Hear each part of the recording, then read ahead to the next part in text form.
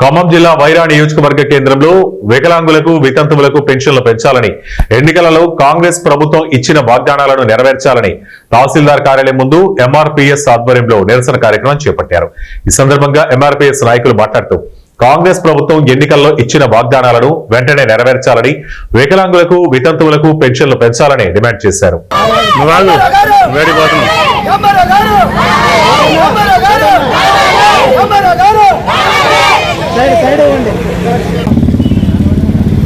మేనిఫెస్టోలో గత ఎన్నికల సందర్భాల్లో కాంగ్రెస్ ప్రభుత్వం రేవంత్ రెడ్డి వికలాంగులకు వితంతువులకు వృద్ధులకు ఒంటరిమహిళలకు నేత గీత కార్మికులకు ఇచ్చినటువంటి హామీ ఏదైతే ఉన్నదో ఆ హామీని అమలు చేయకుండా 2000 రూపాయల పెన్షన్ 4000 ఇస్తామని చెప్పేసి మాట్లాడిన ముఖ్యమంత్రి రేవంత్ రెడ్డి గారు, వికలాంగులకి 6000 రూపాయలు పెన్షన్ చేస్తామని మాట్లాడిన రేవంత్ రెడ్డి గారు ఇప్పటికి 2 సంవత్సరాలు గడుస్తున్నా కూడా ఈ వికలాంగులు కొండకొండ గ్రామం ఎంఆర్పీఎస్ వైరా మండల ఇన్ఛార్జి వికలాంగుల వితంతువుల వృద్ధుల చేనేత పెన్షన్దారులకి నేను మండల ఇన్ఛార్జిగా చేస్తున్నాను. మరి ఎంఆర్పీఎస్ ఆధ్వర్యంలో వికలాంగులు వితంతువులు వృద్ధులు చేనేత పెన్షన్దారులకు పెన్షన్ పెరగాలని రేవంత్ రెడ్డి గారు, మరి కాంగ్రెస్ ప్రభుత్వం రేవంత్ రెడ్డి గారు మరి వృద్ధులను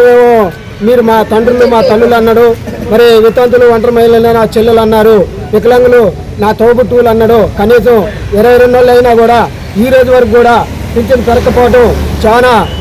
దుర్మార్గం అని, చాలా బాధాకరం అని మీకు తెలియజేస్తున్నాము. అదేవిధంగా మీరు వికలాంగులు వృద్ధులు వితంతుల ద్వారా వాళ్ళకి పింఛన్ పెంచకపోతే అక్టోబర్ నెలలో హైదరాబాదు నగరాన్ని దిగ్బంధం చేస్తామని, తాడో పేడో తెలుసుకోవడానికి సిద్ధంగా ఉన్నామని తెలియజేసుకుంటూ ఈ అవకాశం ఇచ్చిన పెద్దలందరికీ ధన్యవాదాలు తెలుసు. నా పేరు అయినాల కనకరత్న మాదిగా, ఎంఆర్పీఎస్ సీనియర్ నాయకులు వైరా మండలం. ఈరోజు రాష్ట్ర వ్యాప్తంగా తెలంగాణ రాష్ట్ర వ్యాప్తంగా పద్మశ్రీ మందాకృష్ణ మాదిగ గారు, వికలాంగుల హక్కుల పోరాట సమితి వ్యవస్థాపక అధ్యక్షులు ఇచ్చిన పిలుపు మేరకు వైరా తహసీల్దార్ కార్యాలయం వద్ద ఈరోజు మేము ముగ్గురు వికలాంగులు వితంతువులు ఒంటరిమైన కలుపుకొని ఈరోజు ముట్టడి కార్యక్రమం చేపట్టినాం. ఈ యొక్క కార్యక్రమానికి మొత్తం అత్యధికంగా వచ్చినటువంటి ముగ్గురు వికలాంగులు వితంతువులు అందరికీ నా హృదయపూర్వక ధన్యవాదాలు తెలియజేసుకుంటూ, ముఖ్యంగా రేవంత్ రెడ్డి గారు ఎలక్షన్ హామీ ఏదైతే ఉందో ఆ హామీని నిలబెట్టాలని, ఆయన నవంబర్లో ఎలక్షన్ జరిగితే మీకు డిసెంబర్లోనే ఇచ్చేస్తామని చెప్పి